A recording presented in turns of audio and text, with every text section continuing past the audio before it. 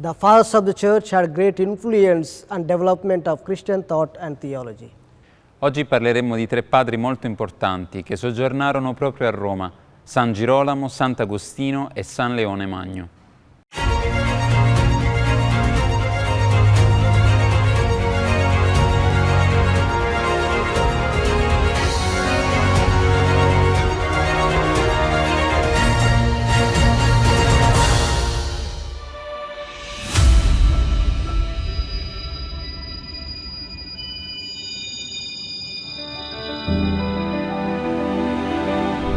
Siamo adesso nella biblioteca della nostra università, nell'edificio e nella chiesa di San Girolamo della Carità. Qui si ricorda la presenza di San Girolamo, uno dei dottori della Chiesa. Fu lui a tradurre gran parte della Bibbia in latino su incarico di Papa San Damaso nel IV secolo.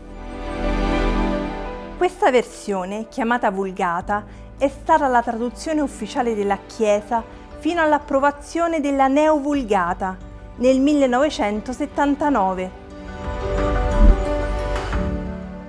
A Roma San Girolamo fu direttore spirituale di un gruppo di donne aristocratiche che volevano vivere un'intensa vita religiosa e ascetica. Una di queste era Santa Paola, nella cui casa si ritiene abbia vissuto San Girolamo, casa che la tradizione colloca proprio qui. Durante dei lavori della nostra biblioteca sono stati rinvenuti dei resti che risalgono a una casa aristocratica del IV secolo. Ci sono seri indizi che potrebbero confermare che si tratta della casa di Santa Paola. Oggi, mentre lavoriamo tra i libri della nostra biblioteca, noi studenti della Santa Croce possiamo ricordare la figura e l'esempio di questo grande studioso della parola di Dio.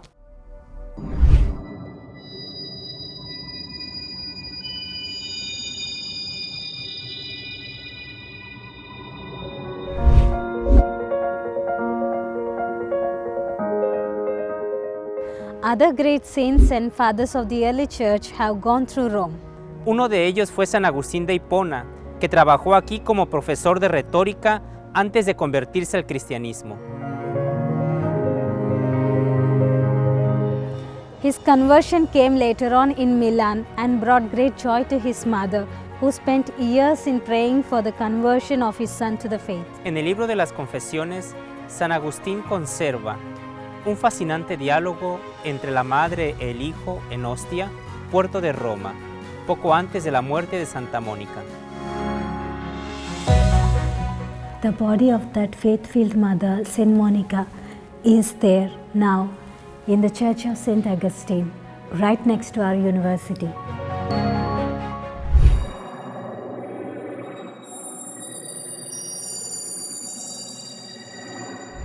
Saint Leo, the Pope in 440, was the first one to be called Magnus. He witnessed the decline of the Roman Empire and the barbarian invasions of Rome. These were difficult times in which doctrinal divisions and the spiritual relaxation of the clergy arose. As Pope, Saint Leo was aware that the ministry of the Bishop of Rome should be extended to the whole Church, placing himself at the service of truth and unity. Ejerció el primado con prudencia, firmeza y lucidez. Por ejemplo, durante la crisis monofisista, que despojaba la figura de Jesucristo de su real humanidad, tuvo que luchar mucho para defender la verdad. Por fin, el Concilio de Calcedonia en el año 451 aceptó la doctrina expuesta por San León. Tras escuchar un escrito suyo, los obispos reunidos aclamaron unánimemente: Pedro ha hablado por boca de León. Esta es su tumba que está en la Basílica Vaticana. En el año 452, Atila, el rey de los hunos, que había sembrado el terror a su paso, amenazaba con asolar Italia y la misma Roma. San León salió a su encuentro y le convenció para que no lo hiciera. La escena ha sido inmortalizada por Rafael en las estancias vaticanas y por Alessandro Algardi en la tumba del pontífice. Según la leyenda, Atila vio en el cielo a San Pedro y a San Pablo que defendían Roma con sus espadas desenvainadas. 3 años más tarde, otro pueblo violento, los vándalos, conquistaron Roma y se dispusieron a saquearla e incendiarla. Otra vez el Papa, rodeado de su clero, fue a negociar la paz.